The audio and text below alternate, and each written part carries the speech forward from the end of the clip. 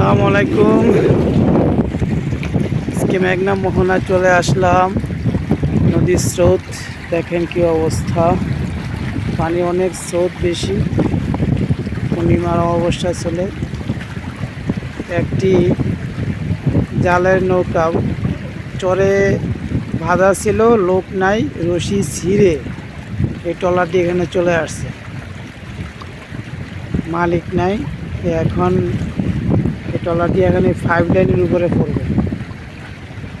মালিক নিজেও জানে না যে ট্রলার কোথায় কি আসার বিষয়। যে এখানে চলে আসতেছে, এই ডেজারের সাথে এখন ধাক্কা খাবে ট্রলার।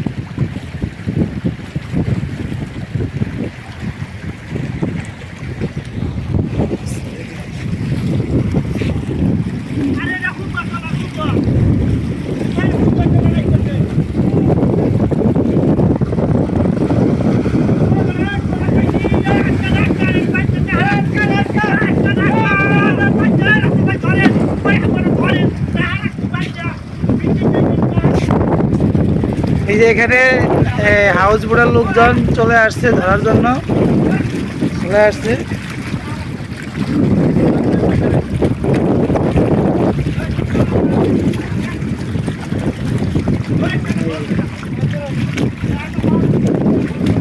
মহাজন নাই, চলে আসছে ট্রলারটি। পানির জোয়ার অনেক দূরের থেকে আসছে।